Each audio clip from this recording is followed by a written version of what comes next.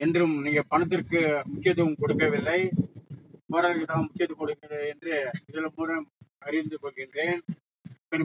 மதிப்புக்குரிய அண்ணன் அவர்கள் எனக்காக நீங்கள் முயற்சி எடுத்து தமிழக முதலமைச்சர் எடப்பாடி பழனிசாமி அவர்களையும் துணை முதலமைச்சர் பெருமதிப்புக்குரிய ஓ பன்னீர்செல்வம் அவர்களையும் இரண்டு முறை நீங்கள் சந்தித்து 10 ஆண்டுகளை விடுதலை செய்ய வேண்டும் என்று கேட்டுக்கொண்டீர்கள்.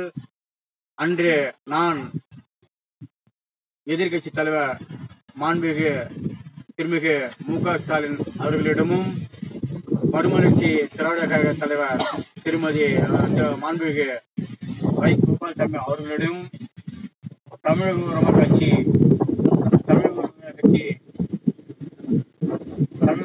கட்சி நிறுவனர் இளம்புயல் எனது பாசமிகு அண்ணன் டி. வேல்முருகன் அவர்களையும் நான் மனு அளித்தேன்.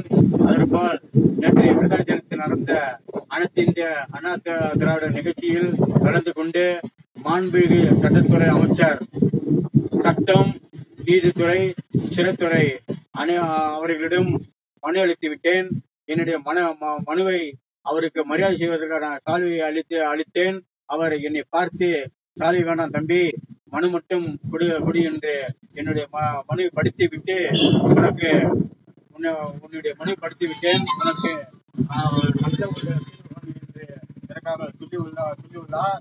நீங்கள் உங்களுடைய காஞ்சிபுரம் மாவட்டம் மக்கள் மன்றத்தில் கிட்டத்தட்ட நான் மட்டும் தனியாக உங்களிடம் அரை மணி நேரம் என்னுடைய வாழ்க்கை விஷயம், பொதுமக்கள் பேசுவது பற்றியும் என்னுடைய குடும்ப சூழ்நிலை பற்றி நான் பேசிக் கொண்டிருந்தேன். அதன் பிறகுதான் சமூக போராளி, காஞ்சிபுரம் மாவட்ட செயலாளர் சமூக போராளி ஆதவன் களப்போராளி அவர்களும் அங்கு வந்தார். அதன் பிறகுதான் கடலூர் மாவட்ட செயலாளர் முள்ளவேந்தன் அவர்களிடமும், தாமரை செல்வன் அவர்களிடமும், கடலூர் விமானவரை சேர்ந்த பரசு முருகன் அவர்களை தொடர்பு கொண்டு கடலூருக்கு தலைவர் ஏசி தமிழர் தலைவர் வருகிறார் என்று நீங்கள் சொன்னபடிதான் நான் அவர் அறிவித்தேன். இதன் மூலம் என்றைக்கும் குடித்தவனுக்கு என்று மரியாதை கொடுக்கிறேன் என்று அறிந்து கொள்கின்றேன். கிட்டத்தட்ட ஒரு மாதமாக எனது லீவை முடித்துவிட்டு இன்றைக்கு நான் சிறைக்கு செல்கின்றேன். பெரும் மதிப்புக்குரிய அண்ணன் அவர்கள் எனக்கு நீங்க முயற்சி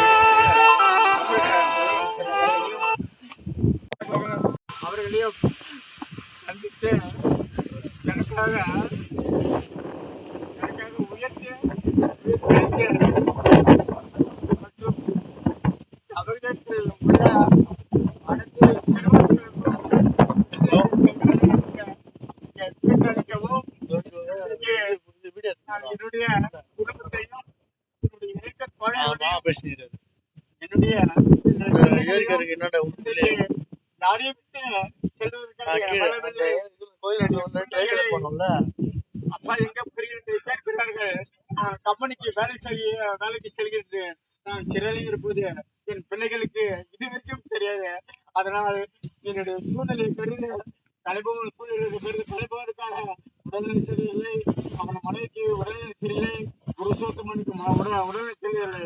இதில் மூணு நபர்களையும் வாழ்க்கையை கருதி கொண்டு தமிழகத்தில் உள்ள அனைத்து சிறைவாசிகளையும் உடனே விடுதலை செய்ய வேண்டும் என்று தமிழக முதலமைச்சர் அவர்களையும், துணை முதலமைச்சர் அவர்களையும், திருமிகு மாண்புமிகு சட்டத்துறை அமைச்சர் அவர்களையும், கவர்னர் அவர்களையும், சி. சண்முகம் அவர்களையும் சந்தித்து உடனடியாக நீங்க தொலைக்காட்சிகள் அவர்களுக்கும் பொதுமணிப்பு 10 ஆண்டு கைது தமிழகத்தில் விடுதலை செய்ய வேண்டும் என்று டிவிகளிலேயும் செய்தித்தாளிலையும் நேரில் அன்று சொன்னீர்கள்.